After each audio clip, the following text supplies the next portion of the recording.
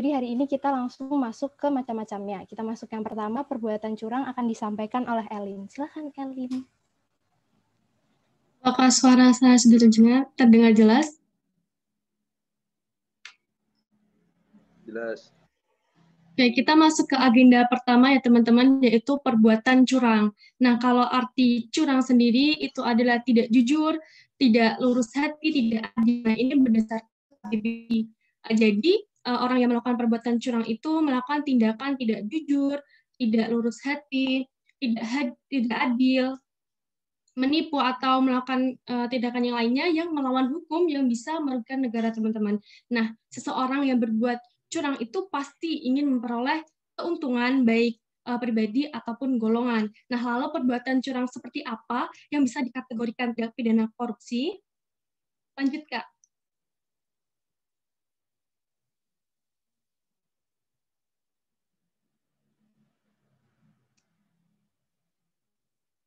Oke, lalu ke perbuatan curang yang termasuk ke dalam tindak pidana korupsi ada di pasal 7 dan pasal 12H UU nomor 20 tahun 2001. Nah, untuk yang masuk ke dalam pasal 7 ini ada pemborong curang, pengawas proyek membiarkan kecurangan, rekanan TNI atau Polri curang, pengawas rekanan TNI atau Polri membiarkan kecurangan, dan penerima barang TNI atau Polri membiarkan kecurangan.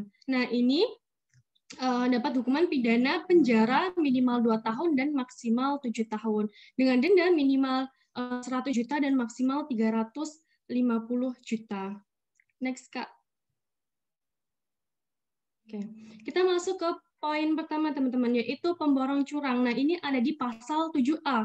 Pemborong ahli bangunan pada waktu membuat bangunan atau penjual bangunan pada waktu menyerahkan bahan bangunan.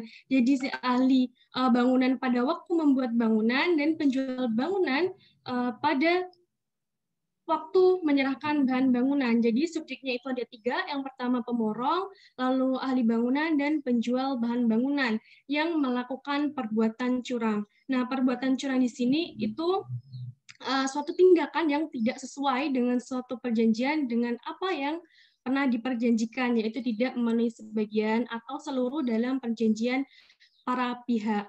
Nah, para pihak di sini itu yaitu pengguna jasa konstruksi maupun dan juga perusahaan jasa konstruksi, yaitu pemborong. Nah, kalau perjanjian sendiri itu bisa dilihat dari pasal 1601B KUH Perdata, dikatakan bahwa perjanjian pemborongan adalah suatu persetujuan bahwa pihak ke-1, yaitu pemborong, mengikatkan diri untuk menyelesaikan suatu pekerjaan bagi pihak lain, yaitu pemberi tugas dengan harga yang telah ditentukan. Nah, si pemborong, ahli bangunan, penjual ini yang melakukan perbuatan curang yang dapat membahayakan keamanan orang atau keamanan barang atau keselamatan negara dalam keadaan perang. Nah, kalau dilihat dari pasal ini nih teman-teman, di situ menggunakan kata dapat.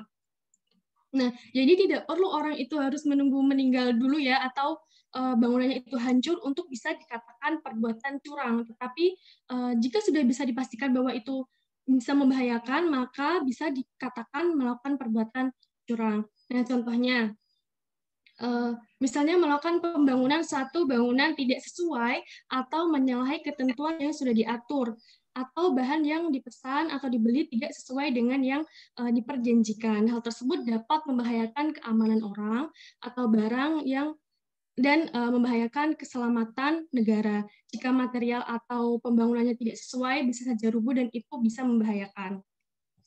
Lalu poin yang selanjutnya yaitu pengawas proyek membiarkan kecurangan. Nah, ini ada di pasal 7B-nya, teman-teman, yaitu pengawas bangunan atau pengawas penyerahan bahan bangunan membiarkan dilakukannya perbuatan curang pada waktu membuat bangunan atau menyerahkan bahan bangunan. Nah, di situ ada kata-kata waktu membuat bangunan atau menyerahkan bahan bangunan. Nah, waktu membuat bangunan tadi kan si ahli bangunan. Lalu untuk yang menyerahkan bahan bangunan itu kan si penjualnya. Nah, si pengawas ini membiarkan mereka melakukan kecurangan dengan sengaja. Nah, tugas pengawas proyek itu kan mengawasi agar perbuatan curang itu tidak terjadi. Tetapi pengawas malah dengan sengaja membiarkan hal tersebut terjadi padahal sudah diketahui sebelumnya. Sehingga orang yang mengawasi suatu kegiatan pemerintah dalam hal ini adalah bangunan pemerintah namun tidak menjalankan fungsi atau tugasnya dengan baik, dapat membahayakan orang, barang, atau keselamatan negara, bisa disebut melakukan perbuatan curang yang termasuk dalam tindak pidana korupsi. Next, Kak. Oke. Poin selanjutnya yaitu rekanan TNI atau Polri curang. Nah, ini ada di pasal 7C-nya. Setiap orang melakukan perbuatan curang pada waktu menyerahkan barang keperluan TNI dan atau Polri dapat membahayakan keselamatan dalam keadaan perang. Lalu yang poin selanjutnya yaitu pengawas rekanan TNI atau Polri membiarkan kecurangan. Ini ada di pasal 7D-nya. Orang yang bertugas mengawasi penyerahan barang keperluan TNI dan atau Polri membiarkan perbuatan curang dengan sengaja. Nah, kalau di pasal ini yaitu ada kata-kata dapat membahayakan keselamatan dalam keadaan perang, berbeda dengan yang tadi teman-teman. Kalau tadi kan dapat membahayakan orang, barang, dan juga keselamatan dalam keadaan perang. Dan jadi di pasal ini tuh memfokuskan yang ke dapat membahayakan keselamatan dalam keadaan perang saja. Nah, untuk menentukan perang tidaknya itu ada suatu kebijakan dari pemerintah yang menyatakan dalam keadaan perang atau tidak. Nah, berdasarkan sumber yang saya dapatkan, pasal ini yaitu pasal 7C atau 7D, sepertinya jarang digunakan dalam prakteknya. Lalu poin yang kelima, penerima barang TNI atau Polri membiarkan kecurangan. Nah, orang yang menerima penyerahan bahan bangunan atau orang yang menerima penyerahan barang keperluan TNI dan atau Polri yang membiarkan perbuatan curang terjadi itu juga merupakan perbuatan curang. Next, Kak. Oke, kita ke pasal 12H UU nomor 20 tahun 2001 yaitu PNS atau penyelenggara negara yang melakukan perbuatan curang. Pegawai negeri atau penyelenggara negara yang pada waktu menjalankan tugas telah menggunakan tanah negara yang di atasnya terdapat hak pakai seolah-olah sesuai dengan peraturan perundang-undangan, telah merugikan orang yang berhak padahal diketahuinya bahwa perbuatan tersebut bertentangan dengan peraturan perundang-undangan. Jadi PNS atau penyelenggara negara ini itu menggunakan tanah negara yang bukan miliknya, yang hak pakainya itu punya orang lain, tapi seakan-akan itu miliknya yang sesuai dengan peraturan perundang-undangan. Padahal hak pakai itu kan bukan haknya. Hal tersebut sangat merugikan orang lain yang berhak atas hak pakai atas tanah tersebut. Contohnya gini, Mas Lintang adalah seorang PNS. Dia mengakui bahwa tanah yang digunakan oleh Mas Dana itu miliknya. Nah, Mas Lintang itu mengklaim bahwa tanah itu adalah hak pakai yang dengan alih-alih sesuai dengan peraturan perundang-undangan. Sehingga Mas Lintang mendapatkan tanah itu. Padahal hak pakai atas tanah tersebut sebenarnya memang dimiliki oleh Mas Dana. Atas perbuatan Mas Lintang tersebut bisa disebut dengan perbuatan curang dan bisa dikenakan pidana penjara seumur hidup atau minimal 4 tahun, maksimal 20 tahun dengan denda minimal 200 juta dan maksimal 1 miliar. Oke, selanjutnya saya persilakan ke moderator. Selanjutnya, materi tentang benturan kepentingan dalam pengadaan. Nah, tindakan kejahatan ini terjadi karena adanya pegawai negeri yang menjadi peserta tender dalam pengadaan barang atau jasa untuk negara. Padahal seharusnya orang atau badan yang ditunjuk untuk melakukan pengadaan barang atau jasa ini melakukan seleksi dengan bersih dan jujur.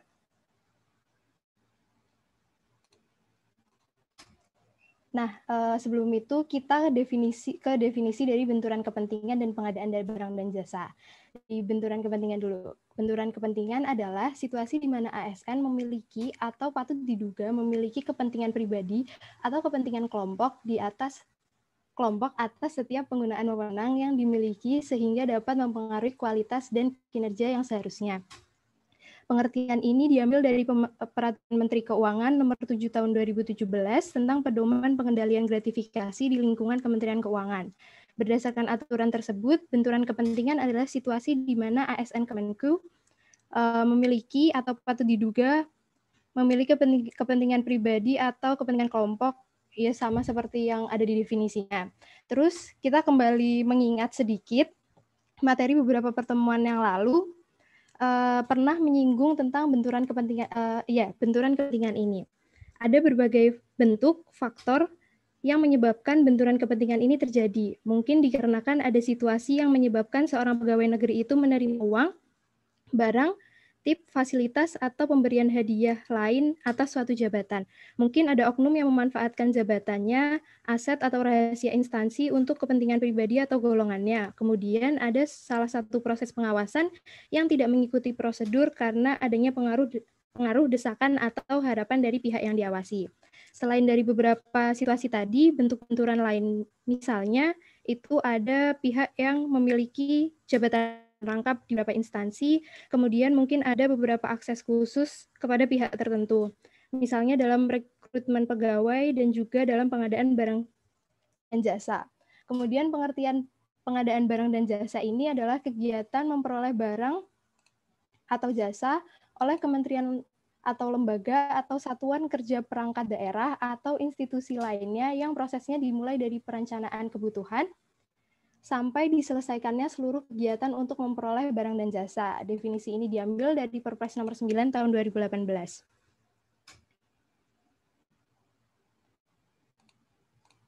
Nah, selanjutnya ada prinsip dasar dalam pengadaan barang dan jasa, yaitu ada 6 prinsipnya, yaitu efektif, efisien, terbuka, transparan, adil, dan akuntabel. Ya, benar.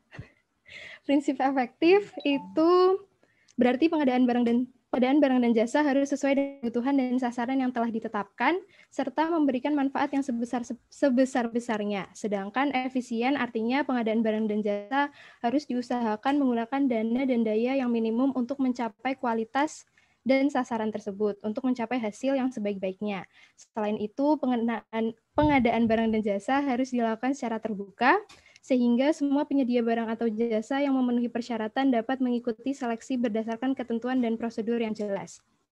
Kemudian transparan, sehingga informasi dan ketentuan tersebut dapat diketahui halayak luas dan bisa diikuti oleh siapa saja. Selanjutnya harus adil. Adil yang dimaksud adalah memberikan perlakuan yang sama bagi semua penyedia dan tidak mengarah pada keuntungan pihak tertentu. Dan yang terakhir adalah prinsip akuntabel atau sesuai dengan aturan dan ketentuan yang terkait sehingga pengadaan barang dan jasa tersebut dapat dipertanggungjawabkan. Selanjutnya, benturan kepentingan dalam pengadaan ini pasal 12 huruf I UU nomor 31 tahun 1999, UU nomor 20 tahun 2001. Pegawai negeri atau penyelenggara negara, baik langsung maupun tidak langsung, dengan sengaja turut serta dalam pemborongan, pengadaan, atau persewaan yang dapat dilakukannya perbuatan untuk seluruh atau sebagian ditugaskan untuk mengurus atau mengawasinya. Hukumannya itu penjara seumur hidup atau maksimal 20 tahun dan denda maksimal 1 miliar rupiah. Ini tindak korupsi yang terkait dengan benturan kepentingan dalam pengadaan. Jadi kita harus tahu proses seleksi tender atau penyedia barang dan jasa itu harus berjalan secara bersih dan jujur. Pegawai memahami dan menetapkan etika dalam pengadaan barang dan jasa, khususnya menghindari dan mencegah penyalahgunaan wewenang dan atau kolusi, dengan tujuan keuntungan pribadi, golongan, atau pihak lain yang secara langsung atau tidak langsung dapat merugikan negara. Selanjutnya kita akan masuk ke gratifikasi. Nah, teman-teman semua, materi selanjutnya adalah mengenai gratifikasi yang diatur dalam undang-undang yang sama, yaitu Undang-Undang Nomor 31 Tahun 99 Junto Undang-Undang Nomor 20 Tahun 2001, terutama pasal 12 huruf B dan huruf C mengenai gratifikasi. Next slide, Kak. Nah, jadi teman-teman, pengertian gratifikasi itu ada di penjelasan pasal 12B, yang berkata bahwasanya gratifikasi itu merupakan pemberian dalam arti yang luas. Maksudnya adalah gratifikasi itu tidak hanya pemberian dalam bentuk uang saja, tapi bisa juga dalam bentuk komisi, pinjaman tanpa bunga, tiket perjalanan, termasuk juga fasilitas penginapan, perjalanan wisata, pengobatan cuma-cuma, dan fasilitas lainnya, baik yang diberikan di dalam maupun di luar negeri, serta yang diberikan melalui sarana elektronik maupun sarana non-elektronik. Next slide, Kak. Nah, teman-teman, ini menarik. Apakah gratifikasi itu selalu bermakna negatif? Ternyata jawabannya tidak, teman-teman. Sebenarnya gratifikasi itu merupakan konsep yang netral. Sebagaimana kita yang merupakan orang Timur, yang terbiasa dengan budaya Timur, yang penuh akan rasa kekeluargaan, rasa saling berbagi, rasa kebersamaan, gotong royong, begitulah sebenarnya konsep gratifikasi yang sebenarnya. Namun, apabila pemberian-pemberian seperti ini dijadikan sebagai suatu modus untuk melindungi kepentingan tertentu di masa yang akan datang, nah inilah yang merupakan cikal bakal dari terbentuknya tindak pidana suap. Seperti di slide ini bisa kita lihat ya bahwasanya suap itu sama dengan gratifikasi ditambah jabatan. Artinya apa? Artinya gratifikasi yang diberikan terkait dengan jabatan seseorang dan yang berlawanan dengan kewajiban atau tugas orang tersebut sebagai penyelenggara negara merupakan tindak pidana suap. Next slide, Kak.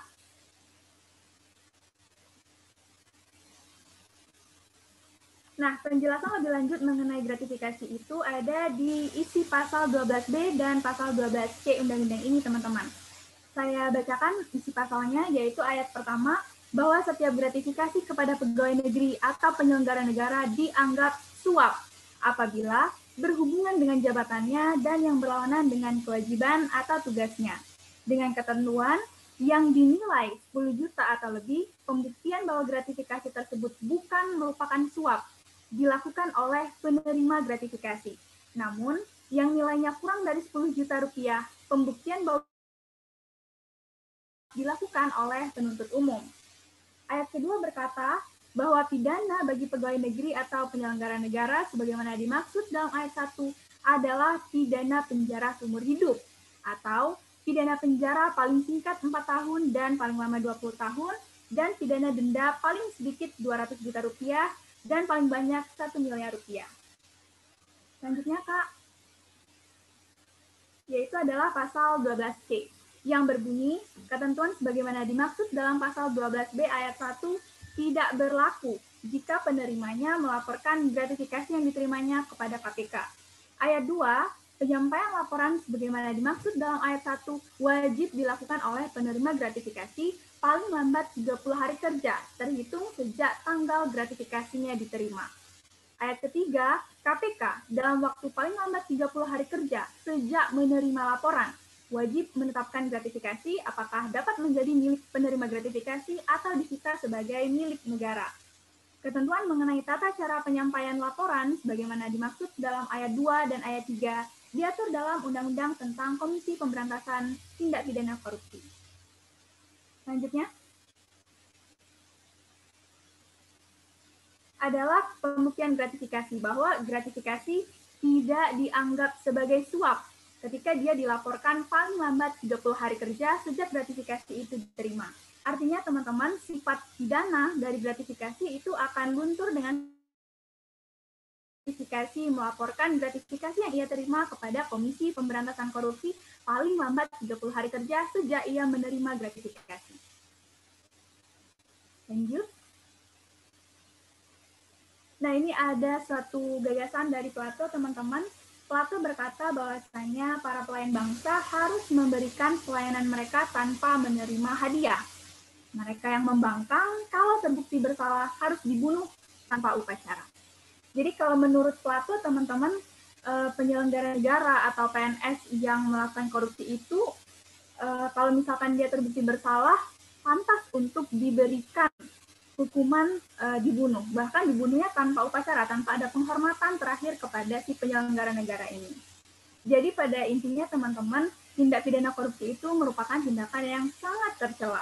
Dan semoga saja kita semua yang ada di sini senantiasa berada pada koridor yang benar dan senantiasa dijauhkan dari semua hal yang menjerumuskan kita pada tindak pidana korupsi. Amin ya teman-teman. Teman-teman, mungkin itu yang dapat disampaikan mengenai materi gratifikasi. Selanjutnya saya kembalikan kepada moderator.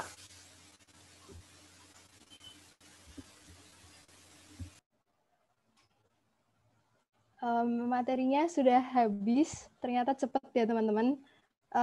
Gimana Bu Eva? Ini langsung ke sesi pertanyaan?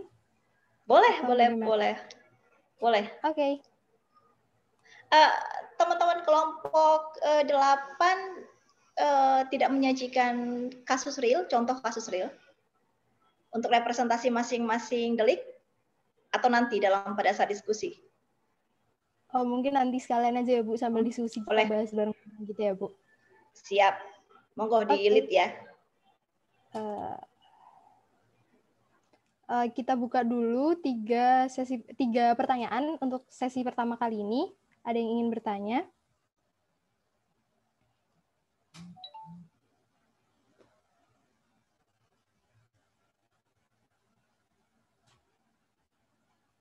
Belum ada? Atau gimana? Diam-diam semua nih Bu, teman-teman. Iya, saya tuh ini sudah memperhatikan pola. Kalau kita di Zoom itu cenderung diam. Tapi kalau di WhatsApp, ya ampun, saya sampai ngebacanya itu sampai belum selesai satu, saya harus tung gitu.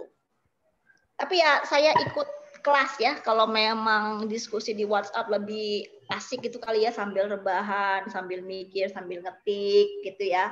Yang penting kan pendapat, pola pikir kita itu tersampaikan, intinya kan itu ya. Jangan buat stres banget lah. Kalau misalnya mau sambil duduk, sambil ngopi, sambil ngemil, monggo. Saya persilakan sepanjang diskusinya berjalan dengan sehat.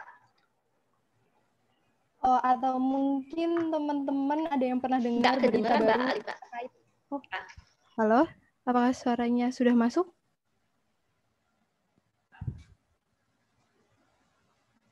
Halo? Udah, Ra. Oh ya, oke. Mungkin sudah, apa teman-teman pernah mendengar berita baru-baru ini tentang materi terkait yang kita bahas hari ini, kemudian kita bisa bahas bareng-bareng. Mungkin dari pendapat teman-teman harusnya gimana, kemudian kita saling berbagi sudut pandang masing-masing. Ada? Izin bertanya. Silahkan, Faiza.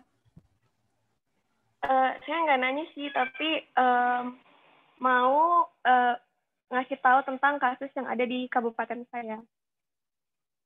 Nah, yang pada periode bupati yang sebelum ini, nggak tahu kenapa ya, 2 bupati yang terakhir yang menjabat itu setiap di akhir masa jabatannya mereka selalu melakukan pembangunan. Kalau yang 2 yang tahun sebelum ini itu dia melakukan pembangunan rumah sakit.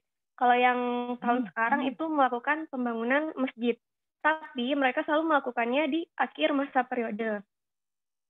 Nah, terus yang pembangunan rumah sakit tadi, yang sebelum periode ini itu, karena dia melakukannya di akhir masa jabatannya, saat masa jabatannya sudah berakhir, itu pembangunan rumah sakitnya belum selesai. Nah, ternyata saat pemilihan bupati, dia nggak kepilihnya bupati yang lain. Dan bupati yang sekarang itu tidak melanjutkan rumah sakitnya. Jadi sampai sekarang rumah sakit itu ya belum selesai. Nah, kira-kira itu gimana ya, saya kalau melihatnya sebagai masyarakat, kayak bupatinya sengaja melakukan pembangunan itu, karena kan biasanya kalau pembangunan itu bupatinya juga dapat kan, ada jatahnya gitu loh. Apakah itu bisa kita kategorikan sebagai kecurangan? Karena kalau misalkan dia emang pengen bangun sesuatu, kenapa nggak dari awal masa jabatannya? Kenapa harus di akhir masa jabatannya, yang mana besar kemungkinan pembangunan tersebut tidak selesai saat masa jabatannya telah berakhir. Seperti itu. Gimana menurut teman-teman? Pertanyaannya bagus banget. Ini kecurangankah atau kecurangan terselubung?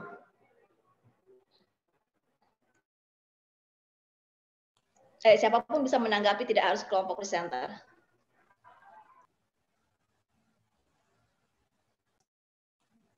Mungkin kita tampung dulu ya Bu, sembari teman-teman yang lain mungkin juga mikir gimana jawabannya. Boleh. Ada yang ingin bertanya lagi?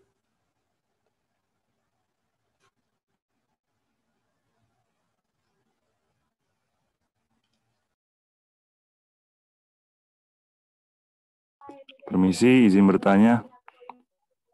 Silahkan Lintang.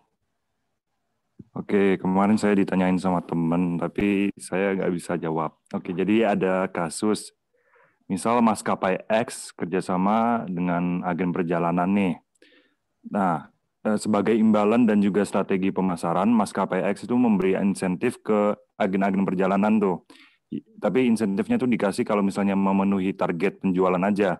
Nah, pemberian insentif ini termasuk gratifikasi atau bukan ya? Kasih. Saya minta lebih detail ya, maskapai penerbangannya milik pemerintah atau milik swasta? Boleh apa Bu?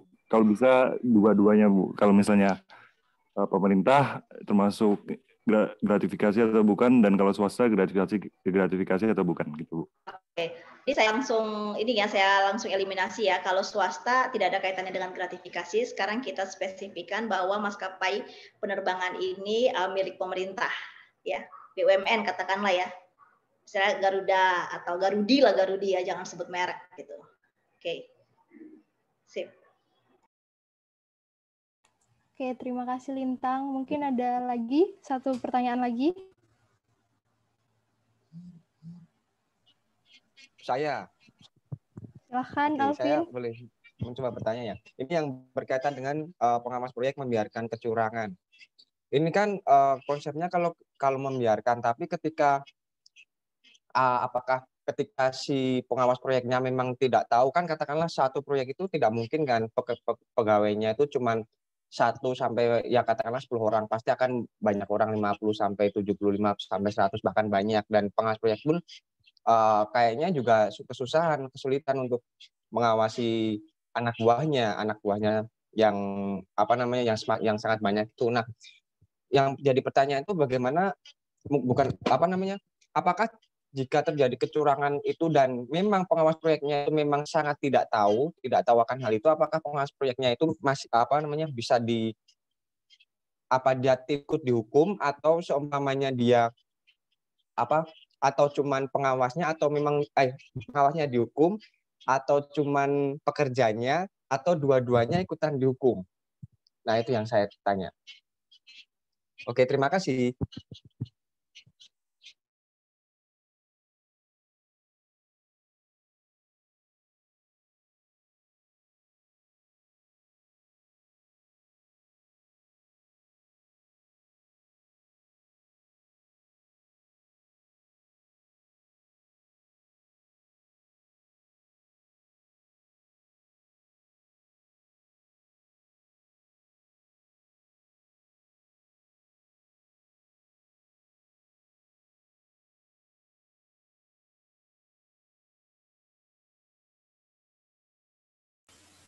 Maaf Bu Esa dan teman-teman, sepertinya Alipas lost connection. Jadi, apakah diperbolehkan Ibu untuk kelompok 8 berdiskusi terlebih dahulu atas pertanyaan teman-teman, lalu kemudian akan disampaikan jawabannya?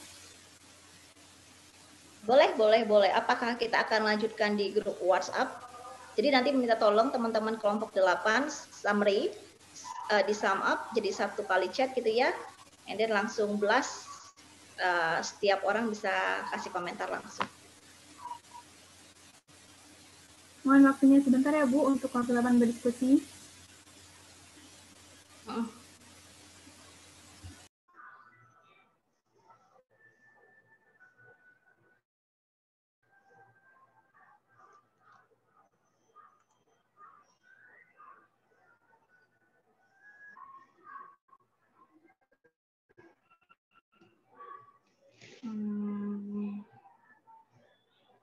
Oke, kalau begitu kita pindah ke WhatsApp grup ya. Boleh aja sih Bu. Baik Bu. Ya. Boleh Bu. Yo, siap. Oke. Saya leave ya.